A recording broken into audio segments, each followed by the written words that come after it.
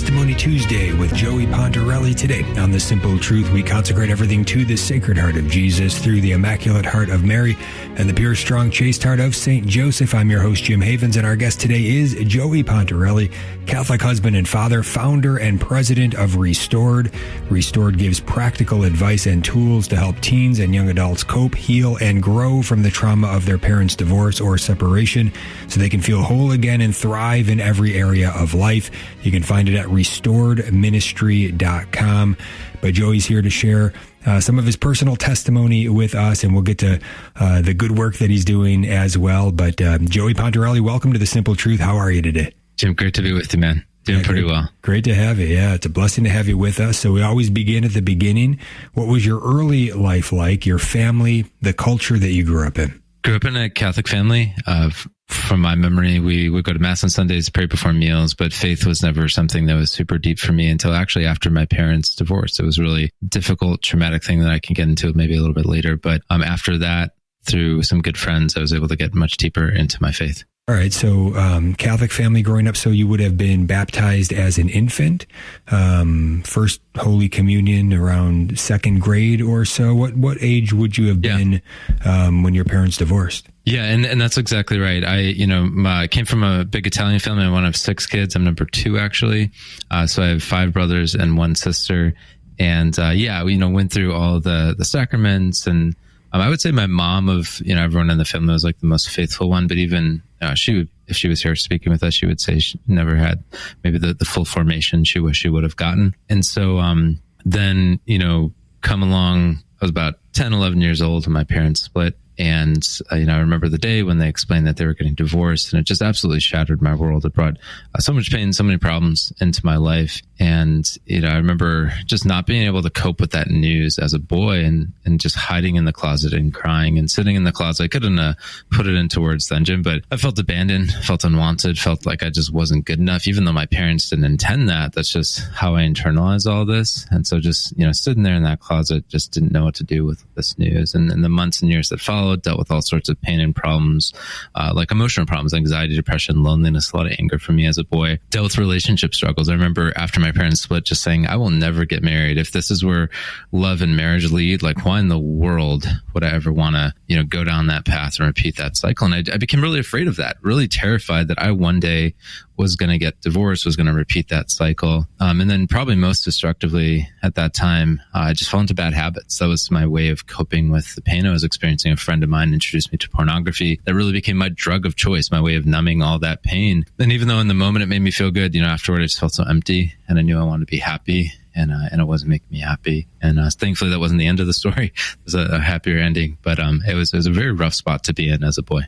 Mm-hmm. Yeah. So I guess when did faith, I guess, come back around, or even to say during that time, was there any sense of where is God in this? What do you remember? Absolutely. Again, having somewhat of a faith formation background, I definitely knew enough to kind of question, God, like, where are you? And especially over the years as a teenager, that was one of the main questions that I struggle with. Like, God, like, where are you in the midst of this? Like, why did you allow this to happen? Like, why did you allow my family to fall apart? Why did you allow my parents to separate and later get divorced? And, it took many years to come to an answer to that question, which I'll touch on in a little bit. But yeah, it was certainly after really my struggle with pornography and hanging around friends actually who weren't good for me. So, I played baseball a lot growing up. I played travel baseball, especially, was very time consuming. I was spending a lot of time with these guys who, didn't always have the best influence on them, and therefore just didn't have the best influence on me. And I remember just even spending time with them, I was not very happy. And then I met this new group of friends, and these people were genuinely happy people. And I didn't totally know why, but eventually I discovered that the root of their joy was their Catholic faith. And so I just wanted to be happy. That was it. And so I just started to be like them. I started to pray. I started to build virtue, to seek out God's plan for my life. And that was a game changer for sure. So I would say it was like the early high school years was when I really started to make that transformation, and had a great parish priest who really helped form me. He became my spiritual director. I had the religious order in the area that would do like a boys camp, and that was really formative as well. And so that was, I think, like out of the pain came this like opening for God to step into, and he did, and that really transformed my life. Wow, praise God. Yeah, that's a great time to meet a set of solid Catholic friends early high school years. So where did this group come from? How did you encounter them? Tell us a little bit more about that. Yeah, no, great question. So it was in Northern Illinois. So I grew up in the Chicagoland area, Arlington Heights to be specific. And then later, this group of people we met lived closer to the Wisconsin border, if anyone's familiar with the area. But anyhow, I think through all of the brokenness of my family, my parents separating, my mom recognized that we needed community. And, as we were getting older too, she wanted us to be surrounded by just good, wholesome people. And so we, went to a new parish, and that was, again, when she was getting more into her faith, I was getting more into my faith, siblings as well. And so we just found this great parish, and the families that would go there were, like I said, awesome. Started to spend more time with them, eventually moved up north to be close to them. And that, like, kind of having that culture of families that we could literally walk down the street, spend time with, was just huge. It was very transformative for me, even healing, I would say, because I think love is healing. But yeah, that was really big. And, ended up playing baseball with one of my closest friends, James, and he was the opposite of those friends I mentioned earlier who were a bad influence on me. He was a great influence on me, and some of my other friends as well just were really pivotal. But yeah, just kind of building a little Catholic culture. And, it's no joke that the human person flourishes when we're in, deep and right relationship with God. And when we build like little Catholic cultures, like that's literally the purpose of, Catholicism, obviously get us to heaven to help us become saints, but we want human flourishing. And that, I got a taste of that growing up. Absolutely. Yeah. Well said. Joey Pontarelli is with us. And so the parish that you were then going to, so was that quite solid? Was that quite helpful? Was that flourishing as well? And then what about schooling? What was the school situation like, and how did that look like? Yeah, absolutely. No, parish was hugely impactful. There was two different parishes, actually, one really close to the home, one a little bit further from the home. And, the both priests were amazing. The one priest who was at the parish really close to home, we go to daily mass there. And, he actually had been a married man. His wife passed away because of cancer. Eventually discerned a vocation to the priesthood, Father Lang, and he was just very, very solid. And so a lot of the, definitely like the intellectual formation came from him.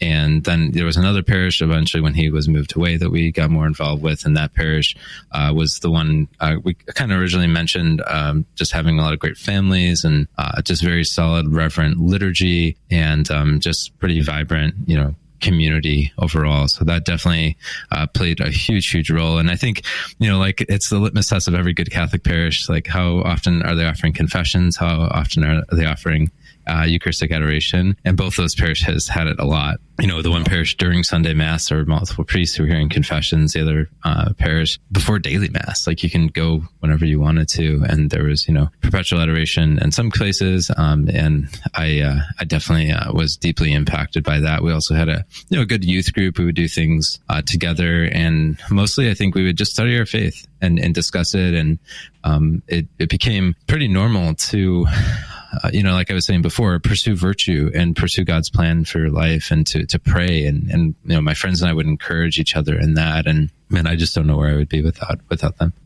Yeah. What a blessing. And then school, what was that like? Yeah, school. So I actually was homeschooled for the majority of my schooling up until college, actually. Then I went to a secular junior college. I played baseball at the junior college, got some kind of general ed out of the way. Then I transferred to Franciscan University, where I finished out my 4-year degree, and I loved Steubenville, loved being there, every bit of it, and studied finance, eventually did my MBA as well, and I landed in the business world.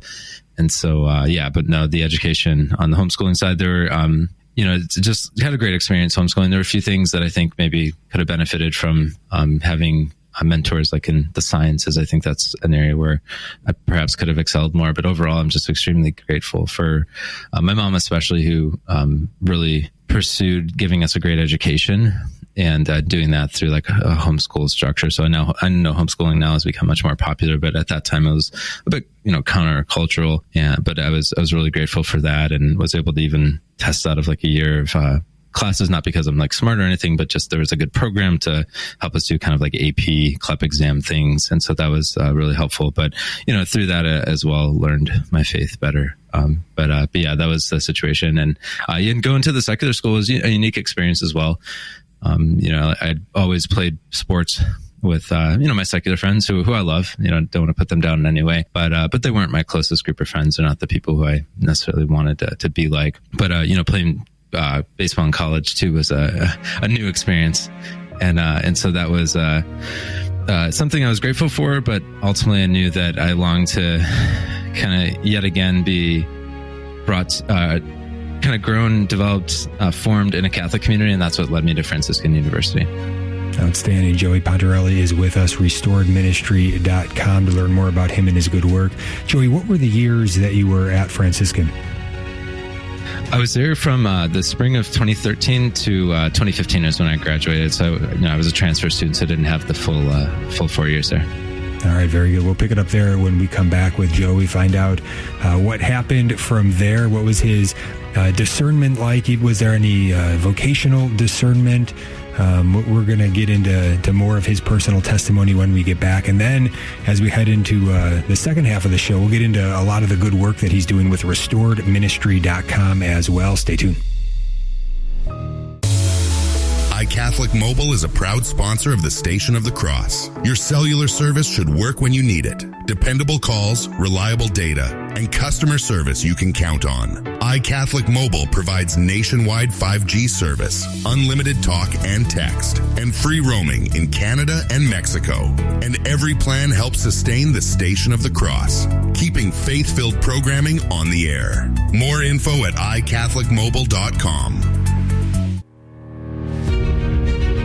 Welcome back to The Simple Truth. Jim Havens here with our guest today, Joey Pontarelli, sharing some of his personal testimony with us on this Testimony Tuesday. Joey is founder and president of restoredministry.com, and we're going to get right back to Joey and his story in a moment. But first, I want you to remember about iCatholic Mobile. Do you know it's the only Catholic mobile phone company in the U.S. today? And when you subscribe to iCatholic Mobile, you do help to fund the Station of the Cross. Check out iCatholic Mobile, iCatholicMobile.com. All right, Joey, we left off, so college years, and any sense during these years, was there a sense of discerning vocation? Were you always pretty sure that there was a call to married and family life, or were you kind of unsure? What was the discernment like? Anything to share there? Yeah, I definitely seriously consider the priesthood. There was a couple of religious orders in my life through high school, and one I even spent quite a bit of time visiting and discerning with. At one point, I went to live with them for really as long as it took to discern whether that was the right fit or not. I ended up only staying 2 weeks. It became very clear at the beginning that it wasn't the right fit for me. That was at the tail end of high school, like beginning of college. From there, I was totally open to where God led me, and through a lot of spiritual direction and prayer, it just became more clear that he was leading me towards marriage, which honestly scared the heck out of me. Because if you remember from my story, after seeing my parents split, I was terrified of love, of marriage. I didn't especially want to repeat what I saw in their marriage. And I'd heard some kind of scary stats that, if you come from a divorced family, you're like 2 to 3 times more likely to get divorced yourself. And so it was definitely an unsettling experience. And so when I started, entering the dating world around that time, getting into college, I felt pretty lost, pretty incompetent at it. And, definitely had a lot to learn, and thankfully had beautiful marriages around me that I was able to see and learn from, and even be inspired by, just understanding that, okay, yes, many marriages do end in divorce, but there's also some that are really good and beautiful and healthy. And that I knew that's what I wanted. And by looking at their example, I was able to see how I might go about doing that as well. And so through that, I dated amazing women. And through that, just felt God calling me to that vocation to really, break that cycle in my own life of dysfunction, of divorce, for my kids, for my marriage. And yeah, it just became very clear that was the route I was supposed to go, even though I did seriously consider the priesthood. Mm-hmm. And did you have a sense that, we have a lot of preparation, rightly so, in one preparing for life as a priest before ordination. There's a lot to go through. Religious life, there's many years of preparation. Did you have a sense, it seems like you did, that there was preparation to be done, really for everybody, but in particular, because these concerns that you had were so close to you, that so real for you? It seems like you knew there was work to be done personally. Were you focused on that, building yourself up in virtue as a man, in particular for the vocation of marriage, kind of, quite a while leading up to it? Did you look at it that way? What were your thoughts? Yeah, absolutely. And I knew that I needed to be a provider, not just, with money and financially, but also spiritually, providing for and protecting my family. So deeply developing my prayer life, my spiritual life was super, super important for me. But also I wanted to, be able to provide financially, like I mentioned. So I studied finance. I knew that I had a knack for business. I really enjoyed it. I had a little bit of business experience up to that point. And so I just felt like God was kind of calling me that way based on my gifts, based on my desires. And so that was really good too. But when it came to the relational stuff, communication, handling conflict, all those things, I definitely had so much to learn. And so I read a lot of books. I went to therapy, did a lot of therapy, especially over the years after my parents split, and that benefited me a ton. And just had couples that I looked up to, but it was certainly a struggle. It's not something, and this is something we typically see with young people from broken families, especially once they hit that age where they start dating seriously. It can be a scary thing, and you feel again incompetent. Like there's a lot of skills that you lack, virtues that you lack, that maybe other people who grew up with mom and dad putting on a pretty good example of what it looks like to love one another. You kind of catch that stuff, right? The whole saying that way more is caught than taught. I think that's so true. It's our parents' example in many ways is just kind of ingrained into our DNA.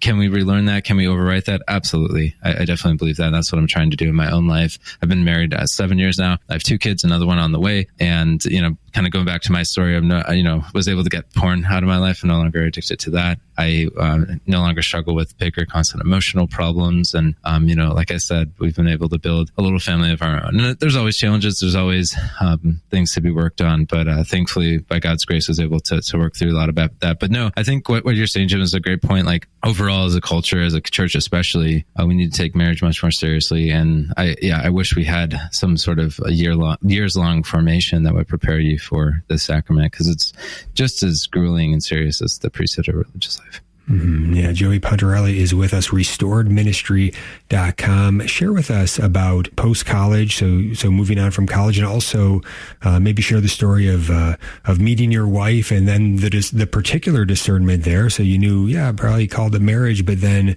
to actually meet the woman and discern, okay, this is the woman I'm called to marry. Can you tell us a bit more about that? Absolutely. Like I mentioned, there were actually 2 other girls who I dated who were amazing Catholic women who, really helped form me in a lot of ways. Even though those relationships didn't work out, we weren't called to marriage together. And so by the time I got to, dating my wife, we had met at Franciscan University. We really just became friends. She worked a similar job on campus that I worked. And so, we slowly, gradually built our friendship. Eventually, toward the tail end of my time at Franciscan, I wasn't planning on this. I kind of thought I'd leave Franciscan without, anyone, given the way that some of my other relationships had ended, and ended up just deciding to ask my wife out on a date. And we went on like our first date a week before graduation, which maybe necessarily wasn't the best idea, but it ended up working out. And so after Franciscan, I actually went to Italy to teach English for a few months. It was just something I wanted to do, nothing related to the business world or my major. But I went over there. We stayed in touch. We kind of thought maybe that we would drift apart, but that wasn't the case. We, stayed in contact. We would FaceTime each other and got to know each other more. I came back to the States and went to see her, visit her family, and that's when we began our relationship. And so, a couple of years later, let's see, it was about a year and a half later, a little under 2 years, I guess, we got engaged, and I had moved out closer to her to live near her so we could date kind of in the same zip code, got an apartment out there. That's kind of the quick version of the whole process, but it certainly was a kind of step-by-step thing. But I think one of the differences I realized with her, there was still the fear and anxiety that had come with earlier relationships, but I just felt more competent. I had a little bit of experience navigating relationships, and there was certainly something, there was a greater peace there as well. What I tell young people, especially who come from, divorced or broken families, you can't always trust your emotions, because if there's a lot of fear and anxiety, then it might be telling you not that this person is necessarily not good for you, but that there's a lot of brokenness and there's a lot of there are wounds there that need to be healed in order for you to build love. But in this case, I'd found a lot of healing, and through, therapy and mentorship and through my prayer life, by God's grace, and, I was in a better spot, even though there were some things to work through. So we dated long distance for a year. Just to summarize this, then I lived close to her for another year. She lives out in the Philly area. She lived out in the Philly area where we live now. And then we got engaged. We actually moved to Denver. There was a friend of hers who needed a roommate, so she moved in with her friend. I moved in with a house of guys. We lived out in Denver, where there's a great Catholic community. We planned a wedding from a distance, and then got married I think it was 9 months later, and loved every bit of all of that. So that was our discernment, and happy to go into anything else you want to know. Sure, very cool. And so talk about children. So then family life. What was it like when pregnancy came, and then the birth of your first child? Did that stir up some unexpected things? What was the experience like for you? Yeah, and it's a great question.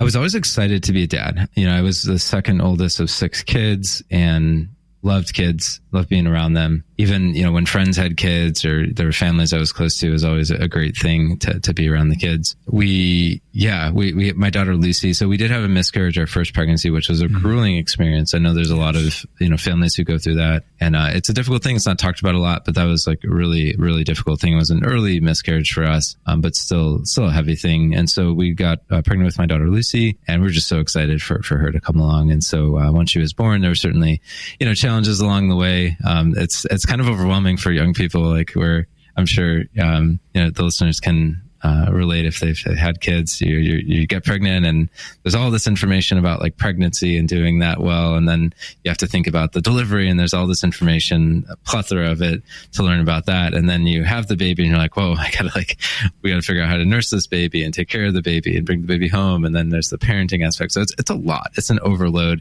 of information, more than anyone I think can handle. But thankfully we had good people in our corner helping us. But just loved, even from the beginning, despite the challenges, loved being a dad, loved holding my daughter Lucy and eventually playing with her. And I wasn't sure, like you had mentioned, kind of what my experience of fatherhood would be, given my background. But definitely, I think what I see in so many young men from broken families is we want better. We want to give our kids maybe what we didn't receive. And that was certainly my desire, even though, I had to stumble a bit along the way. One of the kind of interesting struggles, I had Sister Miriam James Heidland on my podcast. We talked a little bit about this. I remember having this struggle in my relationship with God when I became a dad. I kind of assumed that once I became a dad, I would have like this greater insight into like God the Father. I would understand him better. And it actually brought some more struggle into my life. I didn't quite understand like why God maybe didn't make his love more obvious for me.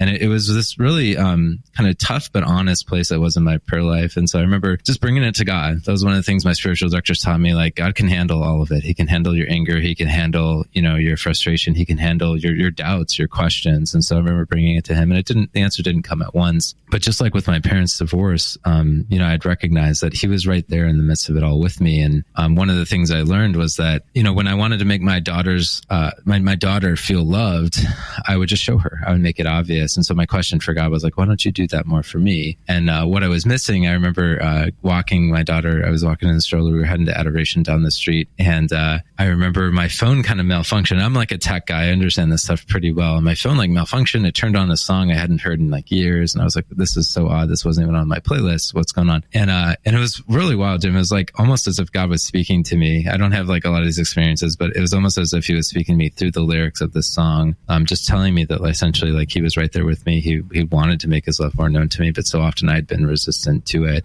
And I'd even been blind to the situations where he did make his love known to me. So that was a beautiful experience, and definitely a growing moment for me. And so I think, now we have 2 kids. We have John Paul. He's our next, and we have a third on the way later this year.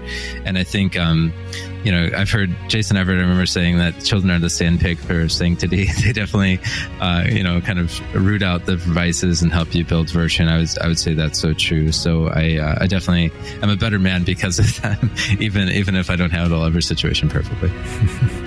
Wonderful. Joey Pontarelli is with us, restoredministry.com. We're going to get into his good work when we get back. He has gone on to be an author, speaker, podcast host. His online content has helped hundreds of thousands worldwide. He wrote the book, It's Not Your Fault. His podcast, Restored, Helping Children of Divorce. We're going to get into all of it when we get back. Stay tuned.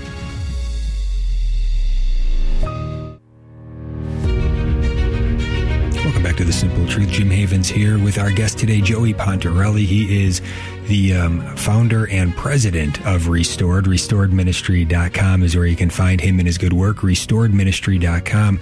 Joey, I want to lead into your good work by asking you about what has taken place, I guess, over the years with respect to, you talked a little bit about your relationship with your mom. After the divorce of your parents, how has that developed? What is your relationship with your mom like at this point? Anything you can share with people that might be helpful, as well as your relationship with your father? Anything you'd like to share there that might be helpful to folks that are listening? Yeah, no, great question. It's definitely grown over the years, I would say. There's been some difficult conversations along the way. There's been some struggles along the way, as every family has. But I think especially when there's a divorce, when there's maybe dysfunction that was in the family, there can be particular challenges to navigate. And so, there's been seasons where I remember at one point, my dad some struggles with mental illness, and he was just in a tough spot. This is when they were going through the divorce. And I remember just saying that I wouldn't talk to him for a while. And it was not because I wanted to be mean to him or show him that, or be like unloving or anything. It was just that I felt I needed to put up a boundary that communicated, I do not approve of what you're doing. And so what I told him in the letter is I said, Dad, I love you. I want a good relationship with you. But I feel that if I continue on in our relationship like normal, it's almost me tacitly approving this bad, obvious behavior that I'm observing. And so until, I see this changing, like, I'm sorry, but I can't have a relationship with you. And I said, I look forward to the day when this does change and I want to resume and restart this relationship with you. And it took like 1.5 years for that to happen. And it did happen to his credit, and we resumed our relationship and we're in a much better spot today. But, I had to kind of have that difficult conversation. I put it into a letter because I felt, given the kind of uniqueness of the situation, that was the best way to communicate what I wanted to. And that was, a hard season, but a necessary one. And it ultimately led to, us even having a better relationship today. When it comes to my mom, she, has bent over backwards for us kids in so many ways. And certainly, she'd be the first to admit that there were certain struggles on her. And just like we all have struggles, I know I do have shortcomings. And so, so I think, one of the hardest things I think with any divorce is the parents kind of coming to the realization that, man, the things that led up to it, maybe the divorce itself, it did some damage to my kids. It's a hard thing to say. A lot of parents aren't totally aware of that. Even if they are, it's really hard to swallow that. But I think there's so much freedom in it. And, one of the things I always say to parents, if I'm speaking to them, is I say, in my ministry especially, we're not here to turn kids against their parents. That's not the case. In fact, we want to help them come back together and build good, healthy, strong relationships, because so often what happens after a divorce, a family falls apart, is that there's such a rift. There's a big split between mom and the kids, or, dad and the kids. And it can be devastating. The kids who desire that good relationship with their parents, the parents who desire the good relationship with their kids. And so, I've definitely gone through, to answer your question about my mom's seasons where there's been more struggle there. But I'm happy to say that, while it's always a work in progress, it's definitely better than it has been in the past. And so I think, the honesty is a big thing. There's always, there's this one therapist I listen to. He's an evangelical guy, but he's really spot on so much. His name's Jay Stringer. He writes on, sexual compulsion and addiction and healing, getting over pornography, things like that, and had him on my podcast. And he always says there's this difficult tension that we've have between honor and honesty. We want to honor our parents for the role they play in our lives. We want to, make sure that we respect them and their reputation, everything like that. At the same time, we need to be honest, because if we're not honest, then that leads to living a fake life, maybe filled with lies. And so he says we have to find the middle ground, because in some cultures, he referenced Eastern cultures, like Asian cultures, there's maybe an overemphasis on honor. Like, no matter what your parents do, you can't say anything bad about it. You can't speak honestly about that. That's unhealthy. Here in the West, in America, we might veer a little bit more towards the honesty side, where we maybe, go and defame our parents, or we're, not as kind in maybe speaking truth. And so we might go to that extreme. But so we need to find this middle ground, because, hiding is not the right option. Living a fake life, being dishonest is not the option, is not the right thing. So it's a difficult tension, but I think it's a tension worth trying to figure out, and you're probably not going to get it perfect right away. But that's, I think, something that young people, especially if they're listening right now, I would encourage them to do. And even parents listening right now, if you've gone through a divorce, if you've been in a situation like I'm describing, it's so helpful to just acknowledge your kid's pain, and without, defending yourself, without explaining things. It's just so helpful. Kids never really hear this, and by kids, I'm not just saying like young people, but young adults, even adults. It can be so helpful for a parent to say like, hey, like, that was hard.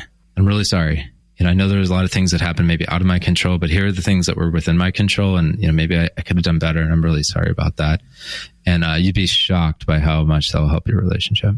Joey Pontarelli is with us. So, Joey, share with us the story of how you got into doing this as work in terms of the healing and the resources. And you've thought deeply about this and share the fruits of it for so many, so helpful. Again, restoredministry.com for folks that want to learn more. Okay, I think we lost Joey. We're going to try to bring him back in as soon as we can get him back. We want to hear this story of how he got into this good work, this calling from God. This is a very, very important ministry that he does. Again, restoredministry.com. And just wonderful. Again, his book is It's Not Your Fault, and his podcast, Restored, Helping Children of Divorce.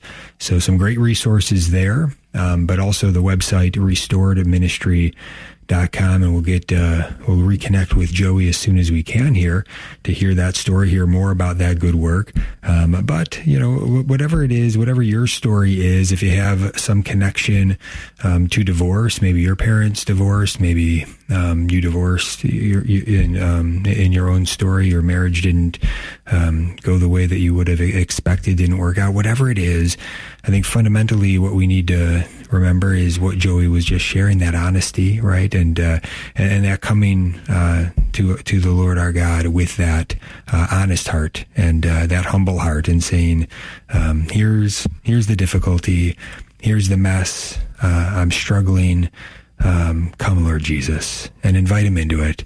And ask him to help. We need his help, whether we realize it or not.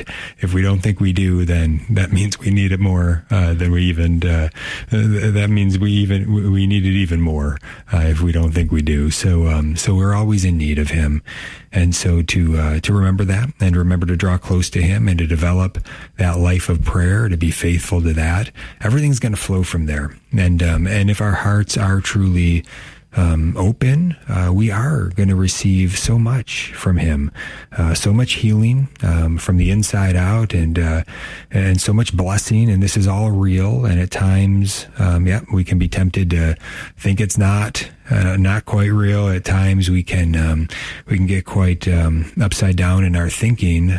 Again, all the more reason to humble ourselves, to be honest, to come back to him, and to invite him in. And this is why we have prayer lives that are continual, that it's not we just pray once and then we're good for the week or good for the month. It's daily. And multiple times per day, really turning our hearts and our minds to God, until to the point where it really can become, by God's grace, a sort of praying without ceasing, a continual prayer of the heart that goes on throughout the day, regardless of what we're what we're doing. But we can't fake this. We can't just go through the motions on this. It has to be real. It has to be sincere.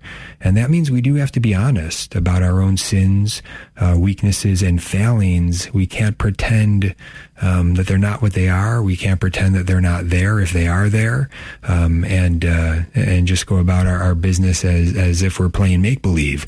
We got to be honest about these things. Praise God for the great grace of the sacramental life of confession, where we can go and we can meet with Jesus there, and we can lay out our sins honestly, and he can take those sins and fill us with his grace. And if it's mortal sin, the serious sin, grave matter, not just what we think is serious, but what the church is clearly saying, this is grave, this is serious matter, and whether you think it is or not, it is, like blowing off mass on Sunday for no reason.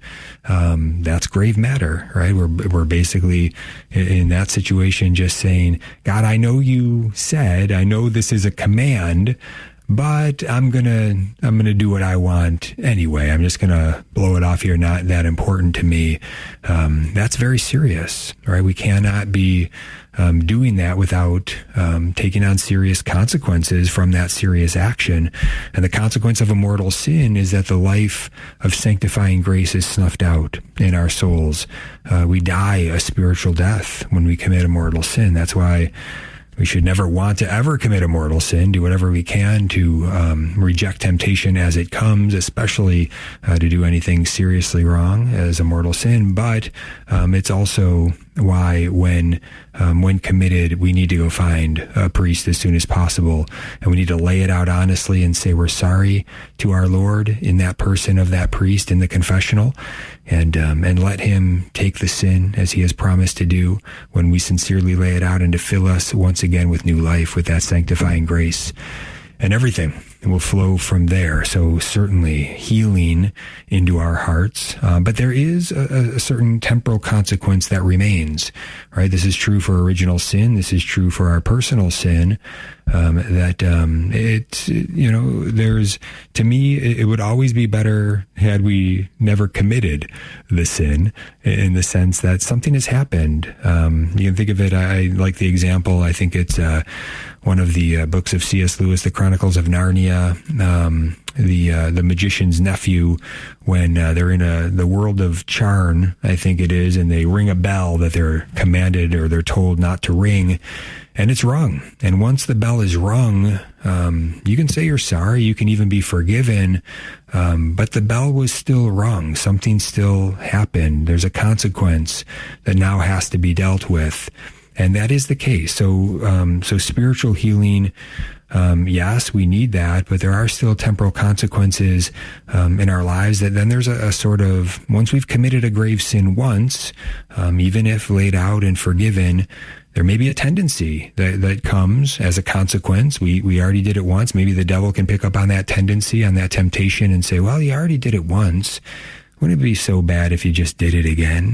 Different things that can then be there because it was committed, and that you have to now contend with, and to be aware of that, and again, make that firm purpose of amendment, that resolution to say, no, I'm not gonna go that way. And I say no to the temptation as soon as it arises, particularly the sin of pornography that Joey was talking about works this way.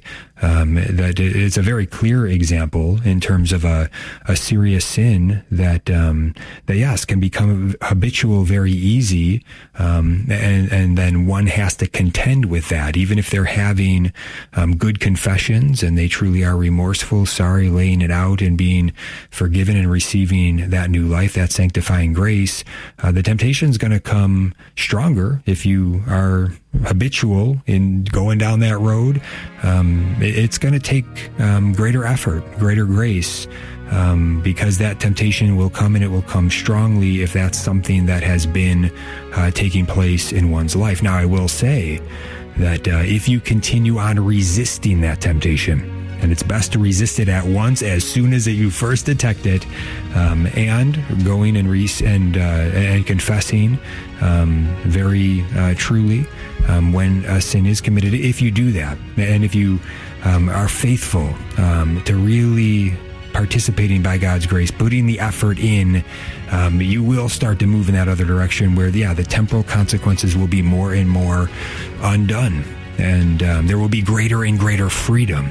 And this is all real. And so I just want to encourage whatever those sins are, perhaps, that one might be not wanting to acknowledge them. Say you're sorry and get on that path to freedom. We're going to be right back. Stay tuned. Welcome back to The Simple Truth. Jim Havens here. We've got Joey Pontarelli back with us, restoredministry.com. All right, Joey, we lost you. You were sharing the story on how the ministry got started. Sorry about that. Yeah. So after my parents split, just seeing all this pain, all these problems come into my life, seeing the same in my siblings' lives, even close friends of mine. I remember at least 5 families growing up who were these good Catholic families going through divorces and extreme dysfunction. And just over the years, just recognizing that so many of the struggles that I had stemmed from the breakdown of my family. And so I started reading the research and just getting really curious about this topic and just recognizing okay, this is a big problem. Every year, there's over 1 million American children who go through their parents' divorce, according to the U.S. Census. They define child as anyone 17 and younger. It doesn't include situations where there's, never been a marriage to begin with, which is becoming more common today. Stats like that. Other stats like if you come from a divorced family, you're 2 to 3 times more likely to get divorced yourself. And I wanted to prevent that in my own life, but I knew there were other people like me out there. And so eventually started Restored. And we help teenagers and young adults who come from divorced or dysfunctional families to heal and build virtue so they can break that cycle and, build a better life, build the relationships that that God's calling them to and that ultimately they want. Because what we see is if you go through life with all this unhealed trauma, all this brokenness, all these wounds, and you're living a life of sin, of vice, then the chances of you having healthy relationships are pretty low. You're going to have unhealthy relationships, a weak marriage, and probably repeat that cycle of broken families. But if you can heal that trauma and you can build virtue, then you can go on and build healthy relationships, a strong marriage, and a holy family.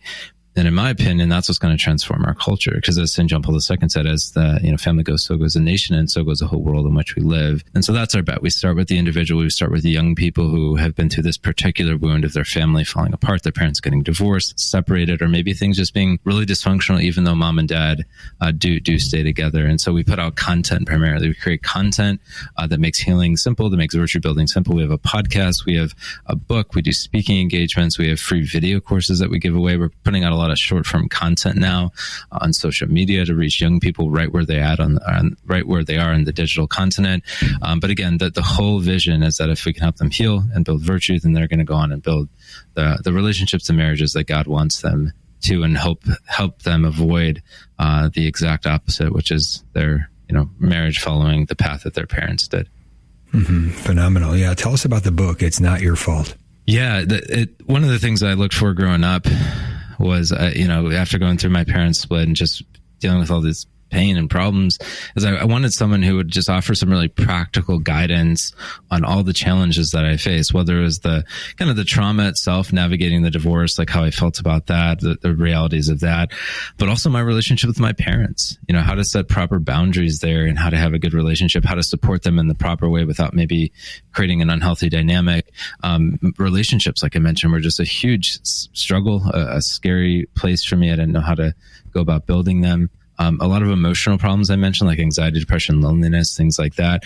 So after facing all these problems, I knew that there were answers out there through, good psychologists or even just from our Catholic faith. And so we wanted to put them together in like a really easy to use book that was accessible for young people. Because again, when I looked around for help when I was younger, I didn't find anything. I didn't find anything practical. I didn't find anything for a young person. And so the book is a Q&A format. So really short questions and answers.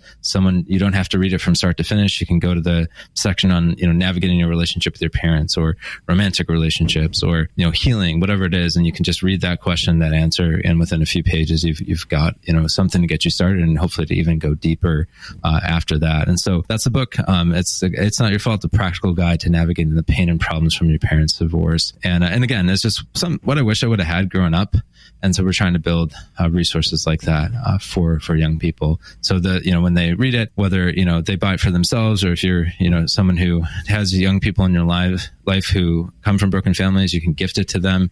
We just keep the cost as low as we possibly can. And, again, it's just meant to be kind of a mentor from afar, guiding them through all these really messy waters that a lot of people don't even talk about when it comes to broken families. Yeah, Joey Pontarelli is with us, restoredministry.com.